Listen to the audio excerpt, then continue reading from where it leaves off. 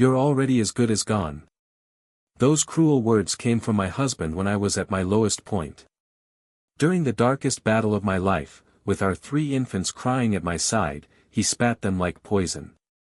Instead of standing beside me, he abandoned us in sickness and despair, choosing his freedom over the family we had built. Years passed, and the world believed his lies. He lived as though I had been buried forever, erased along with the pain he left behind. But life doesn't always end where betrayal intends. Sometimes, the person you leave to die comes back stronger, ready to dismantle everything built on their ashes. This is my story. The story of a woman left for dead, who rose again with a strength no betrayal could kill. And today, it is being retold by me. Hello, family. Welcome back. Before we begin, I have a small but heartfelt request. Please subscribe to the channel. Your support keeps these stories alive. Every time you click that button, you're helping us share voices that deserve to be heard. And in the comments, tell us where you're watching from. Together, we are not just telling stories, we are keeping hope alive. The hospital room was unnervingly quiet, far too still for a place weighed down by so much suffering. Elena Walker sat at the edge of the exam bed, one hand resting on her stomach, the other gripping the thin mattress. Her heart pounded, but she forced calmness for the sake of her babies. The doctor's words were sharp and clear, but her mind lagged behind. Stage 2 cervical cancer. Her triplets were only 4 months old. Nights already stretched long with sleepless cries and endless diapers. She hadn't closed her eyes in days, and now this. The doctor spoke of treatments, chances, medical plans. But all she really heard was the faint giggle of her children from the stroller nearby. Then Marcus entered, immaculate suit still crisp, designer watch flashing under the lights. He plastered on a look of concern, but it didn't touch his eyes. Elena, he rushed to her side. What did they say? She lifted her eyes, searching for the man who once promised to love her through sickness and health. I have cancer, she whispered. His expression shifted, not to shock, but to irritation, as though the word itself had ruined his day. What? Are you sure? She nodded slowly. Stage 2. It's serious, but treatable. We caught it early. I'll need help, with the babies, the house. He stepped back, shaking his head. Jesus, Elena, this is a lot. I know, her voice cracked. But I can fight this. I just need, yeah, he interrupted, pacing. Of course we'll fight this together. But she saw it, that flicker in his eyes. It wasn't fear. It was calculation. That night, Marcus didn't sleep in their bed. He claimed a late meeting. But when Elena woke at 2 a.m., his side was cold and empty. She rocked one of the babies, trying to keep her tears quiet. She told herself he was just stressed. But deep down, she knew. The next weeks became a blur, hospital visits, medication, nights without sleep. Elena grew weaker, her hair shedding in handfuls. Some mornings she could barely stand. And Marcus? He grew distant. Leaving earlier, returning later, always on his phone. Marcus, I need you, she begged one morning, struggling to hold a bottle steady for the twins. I can't keep up. He rolled his eyes. Do you think I'm not under pressure? I'm out there working, holding this house together while you lie in bed all day. Her throat tightened. I'm not lying in bed, she whispered. I'm sick. You know that. You're always sick now, he muttered. The word stung worse than any diagnosis. On Sunday, he insisted they go to church. We need to show face, he said. At the service, he clutched her hand like a devoted husband. When the pastor asked for prayers, Marcus proudly stood and requested strength for his brave wife battling cancer. People clapped. Some wept. A woman hugged Elena afterward and whispered, "You're lucky to have a man like him." Elena forced a smile, but inside, something cracked. The night before, she had seen the message on his phone, "I miss you already. Can't wait to see you again." She told herself it could be nothing. But the next night, the texts were gone, erased. Days later, he came home wearing a new shirt, expensive and clearly beyond their budget. "Is that new?" she asked, balancing a crying baby. "Meeting," he muttered. "Business. You wouldn't understand." He brushed past her. But she understood perfectly. Angela, her old friend and a nurse, came by one evening to help with the babies. At last, Elena broke. "I think he's cheating," she said through tears. "He's never home, always angry. He looks at me like I disgust him." "You're not crazy," Angela said gently. "But what if it's just me? What if I'm paranoid because I'm sick?" Angela squeezed her hand. "Paranoia doesn't erase texts. And if he's walking away while you fight for your life, he was never worth it." 2 nights later, the truth split open. Elena woke thirsty and walked downstairs. Marcus's voice carried from the living room. She froze in the shadows, listening. "No, I'm not dragging this out. She's basically dead already. I can't waste my life on her and those brats. This is my only shot." The call ended. Elena stood there, frozen, shaking. The man she loved, the father of her children, had just discarded her like garbage. By morning, he was gone. The closet half empty. His car missing. A note on the counter, "Don't try to find me." No goodbye. No explanation. Just abandonment scrawled in ink. Her knees gave way. The babies cried in the background as she collapsed, vision fading to black. Angela, who had dozed off on the couch, woke to the sound of wailing. All 3 babies were screaming. She ran upstairs but found Elena lying on the hallway floor, pale, sweating, barely breathing. "Lena." Angela dropped beside her, checking for a pulse.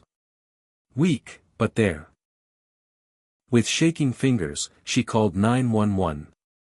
At the hospital, doctors worked urgently. Elena had collapsed from exhaustion, dehydration, and stress piled atop her cancer. Angela stayed by her side, caring for the babies in the waiting room. Hours later, Elena opened her eyes. "Where are they?" she rasped. "They're safe." "You're safe," Angela reassured. "You're in the hospital." Elena blinked slowly. "He's gone." Angela nodded. "I know." Days passed. Elena spoke little, staring at the ceiling, feeding her babies with trembling hands. The silence pressed down like a heavy blanket. Marcus hadn't just left her, he had abandoned their children too. He hadn't even checked if she survived. She wanted to cry, to scream, to smash something. Instead, she pulled her babies close and whispered, "I'm so sorry." One afternoon, Angela arrived holding a stack of papers. "I found something." Elena sat up weakly. Angela set the papers on her lap. "Marcus drained your savings 2 weeks ago," she explained softly. "Even the inheritance from your mother, it's gone. And he tried to claim your life insurance. Filed as though you had already passed. It was denied, but he attempted it." Elena pressed her hand to her mouth, tears burning her eyes. "He wanted me gone," she whispered. Angela nodded, jaw tight. Completely erased. No wife. No kids. Just freedom and money. Elena had no strength to fight him legally. No money to battle him in court. But every night, she whispered the same promise to her children, "I'm not finished. He buried me in lies, but I'm still breathing. One day, he will see how alive I really am." Far away, in a gleaming high-rise condo, Marcus poured wine into a crystal glass. Beside him, Vanessa Hale leaned against the counter, her designer dress hugging her frame. "It's all behind me now," Marcus said, wrapping an arm around her waist. "It's just you and me." She smiled. "You're sure she's gone?" He nodded confidently. "Dead and buried. Trust me." Their glasses clinked. Two fresh starts. Neither of them knew that the past Marcus had tried to erase was still breathing. Elena Walker woke to the sound of roosters, not traffic. She was on a worn-out mattress in a tiny rural home. The walls were thin, the floors creaked, and the sink dripped all night. But here, there was safety. Here, there was silence. Slowly, she sat up, every bone aching. Chemotherapy had ravaged her body.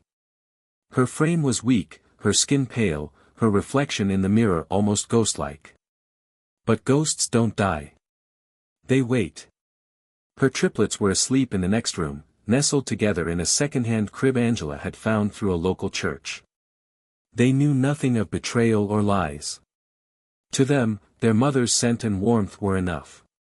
Elena brushed her hand over her bald scalp, her hollow cheeks, her tired eyes. She barely resembled the woman she had once been. But she was still here. Still alive. If you haven't subscribed yet, I'd love you to join our community by hitting the subscribe button. Through our stories, we bring hope and give a voice to women and children who've been broken by cruelty. Your support means everything. Share your thoughts in the comments, tell us where you're watching from and how this story speaks to you. Angela had saved Elena's life in more ways than one. After Elena collapsed, Angela pulled every string she had at the hospital. She arranged for Elena to be discharged under a new identity, Ellie James. A doctor she trusted signed off on the paperwork. Then she moved Elena and the babies 3 hours away to a town where no one knew the name Elena Walker. That was the point. Marcus had made sure Elena had no ties left. Before leaving, he poisoned every relationship she had. He whispered to her relatives that she was unstable, impossible, refusing treatment. So when Marcus told them she was gone, they believed him. He even staged a funeral. Angela had learned of it through an old acquaintance. It was small.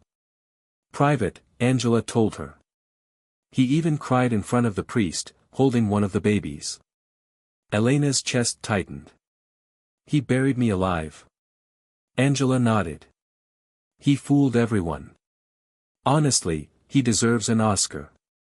Months later, the news was worse.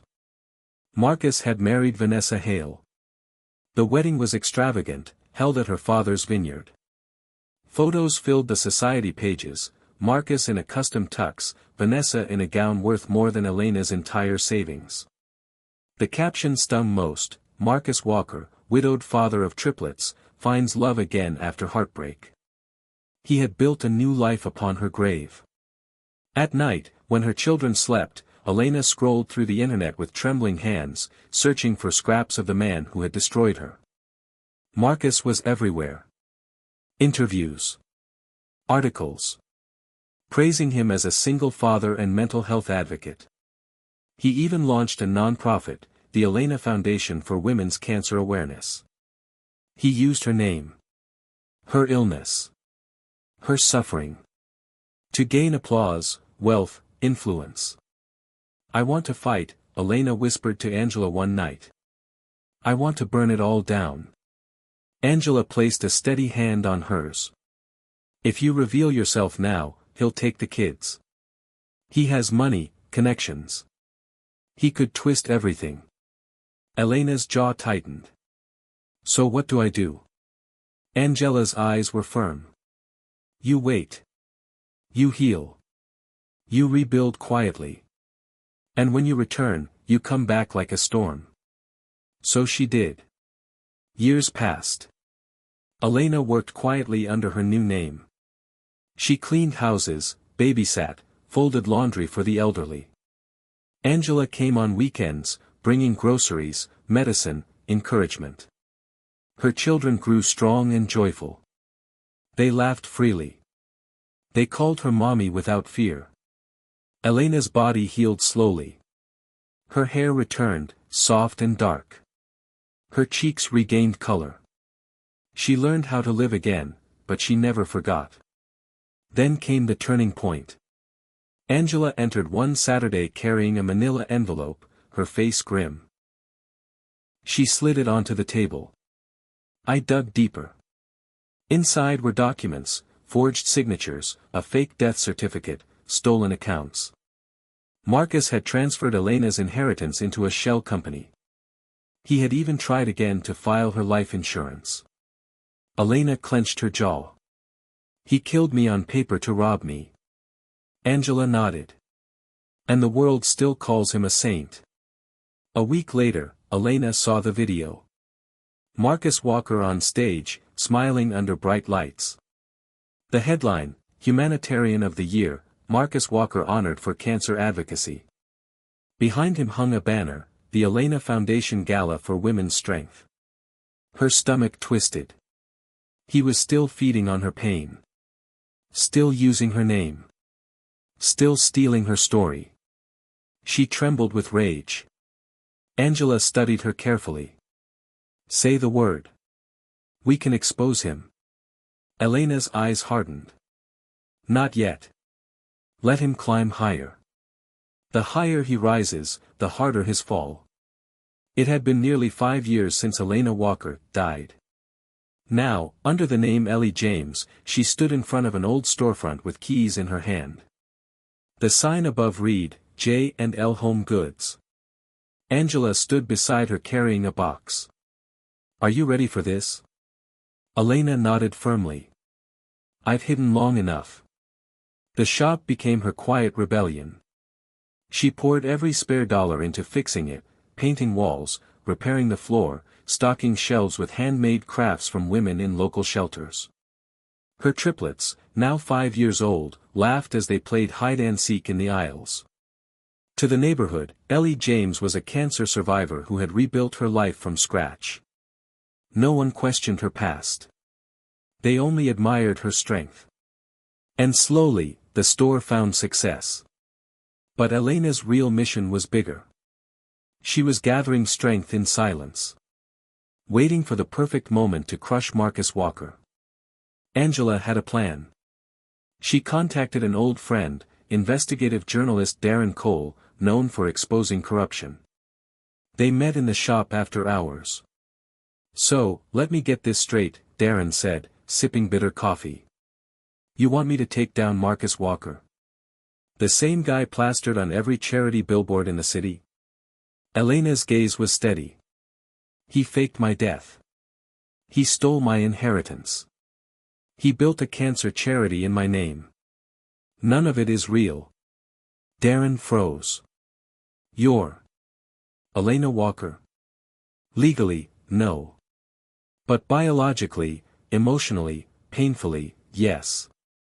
She slid a folder across the table, forged signatures, fake certificates, financial transfers. Angela had been collecting evidence for years. Darren scanned the documents. I've heard whispers about him. But no one ever had proof like this. Now you do, Elena said. But don't publish it yet. Then what do you want? I want him destroyed in front of the same people who worship him. Darren leaned back. You really know how to build a climax. Elena's lips tightened. I've waited 5 years. I can wait a little longer. Meanwhile, Elena played her part. She sent anonymous tips to regulators. She emailed redacted documents to watchdog groups. She leaked fragments of Marcus's accounts through burner emails. She never revealed her name. She never showed her face. But the cracks started to show. A partner quietly backed out of one of Marcus's events. A bank froze a loan on his property. A former accountant leaked suspicious numbers to a blog. The empire Marcus built on Elena's ashes was beginning to rot from within. Vanessa Walker, once Vanessa Hale, was beginning to feel the cracks too. At first, life with Marcus seemed like a dream. Fancy dinners. Designer wardrobes. Public smiles that looked picture perfect. But the shine faded quickly. Marcus was always distracted, secretive, controlling. He didn't want her working. He disliked her meeting certain friends. Anytime she asked about his past, he shut down. "Why don't we ever talk about your first wife?" she asked one night. "She's dead," he snapped. "What is there to talk about?" But something gnawed at Vanessa. One afternoon, she went through a box of old photos Marcus had kept. None showed Elena pregnant. None of the babies had timestamps. No hospital bracelets. No birth announcements. Just staged snapshots. Suspicion grew. She quietly hired a private investigator to look into Elena's supposed death. Weeks later, the report came back disturbing. The death certificate Marcus had filed was never validated by the state. It was flagged as incomplete. When Vanessa confronted him, Marcus brushed it off. "Paperwork error. You know how broken the system is." But that night, she couldn't sleep. Restless, she opened his laptop while he showered. In his email, she found a transfer record. Money pulled from Elena's inheritance, rerouted to a private account. Weeks after the date Elena was said to have died. Vanessa's stomach dropped. She stared at the glowing screen, whispering to herself, "Oh my God, what did you do?" 2 weeks later, Vanessa stood in front of her mirror, holding a pregnancy test. Positive. She was carrying Marcus's child. Fear hit her harder than joy. Would he discard her too once she became a burden? When she told him, his reaction was chillingly casual. "That's great," he said, barely lifting his eyes from his phone. "Just keep it quiet for now. PR's tight this month." Her heart sank. "You're not happy." "I'm focused," he muttered. "This is a delicate time for me." That night, her emotions collapsed into tears. Finally, she confronted him again. "I know you forged Elena's death certificate," she whispered. "I know you stole her money. And I know she's probably not dead." Marcus froze. Then, slowly, he set down his glass and walked toward her. "Vanessa," he said, voice low and sharp. "If you ever say that out loud, if you even hint it to anyone, your life will explode. Do you understand?" Her body trembled. "I'm carrying your child." "I know," he said calmly. "Which is why you'll sit still, smile for the cameras, and forget everything." Tears streamed down her cheeks. "I can't live like this. If you walk away now," he cut her off coldly, "your child will grow up marked by scandal. No father, no support. You'll be a single mother in the shadow of a dead woman. Think about that." She turned away, silent. But inside, something hardened.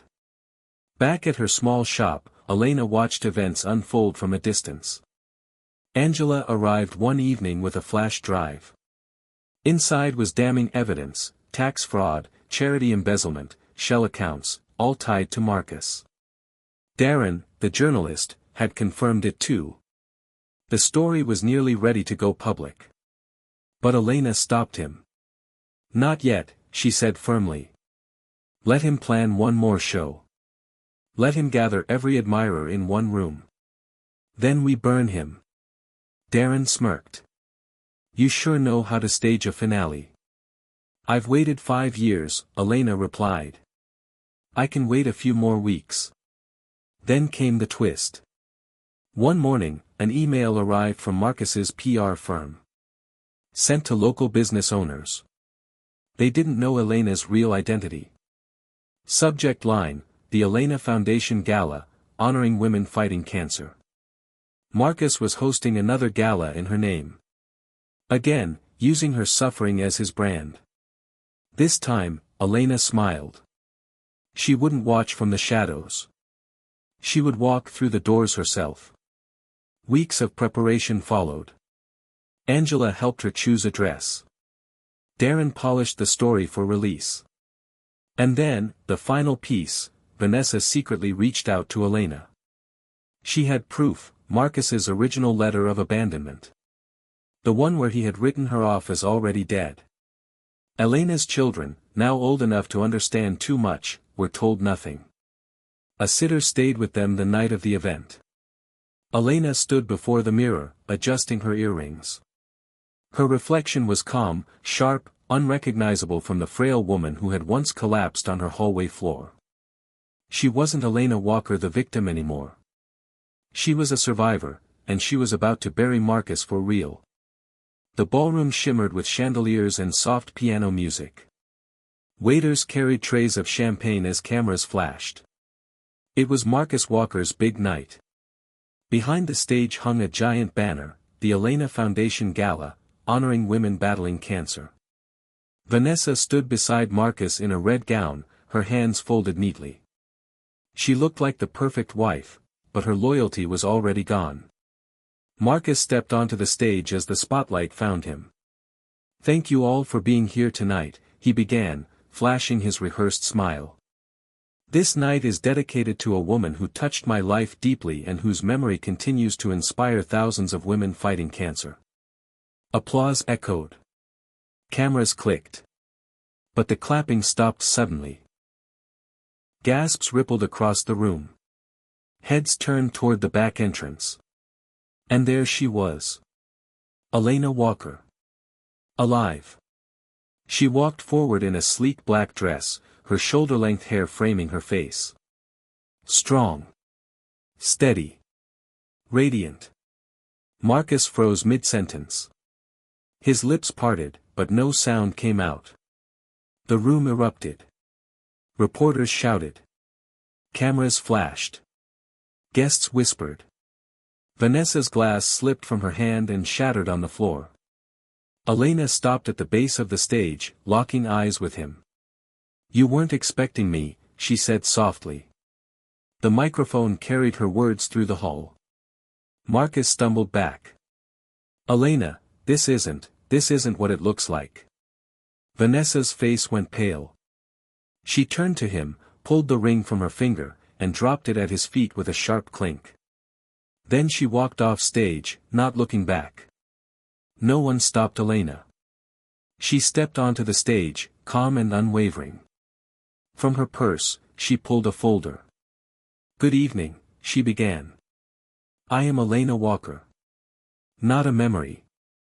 Not a face for a fake charity. I am the woman this man buried on paper, in reputation, and in truth." She handed the folder to a reporter in the front row. "In these documents, you will find proof that Marcus Walker forged my death certificate, stole my inheritance, and attempted to claim my life insurance." The crowd gasped. "He abandoned me while I was fighting cancer," Elena continued. "He abandoned our children. And then he used my name to build a charity, not to help women, but to launder money and feed his own ego." A woman stood in the audience. "Is this true?" she demanded, staring at Marcus. "Did you fake your wife's death?" More people rose. Cameras zoomed in. Marcus tried to speak, but his lips trembled. No sound came. Then Darren Cole stepped forward, this time not as a hidden ally, but openly, with a police officer at his side. "I think that's enough," Darren said. The officer climbed the stage. "Marcus Walker, you are under arrest for fraud, identity theft, forgery, and embezzlement."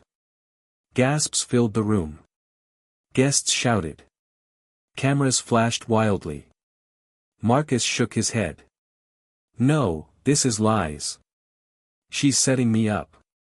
But Elena didn't flinch. "You left me to die," she said firmly. "But I didn't." Marcus was cuffed and dragged away. The ballroom buzzed with chaos. Reporters scrambled. Guests whispered, cried, and stared. Elena turned to the crowd, her voice calm, steady.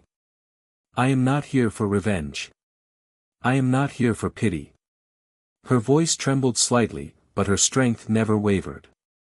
"I am here to remind you that survival can be louder than vengeance. You don't always fight with fists or fire. Sometimes you fight by standing, by healing, by speaking your name after they tried to erase it." Her gaze swept the room. You left me to die, she repeated, her words cutting through the silence. But I didn't. I lived. I raised the children you threw aside. We didn't need your name. We found our own strength. A slow clap began. Then another. Soon, the entire hall rose to their feet. It wasn't applause for a hero. It was respect for a survivor.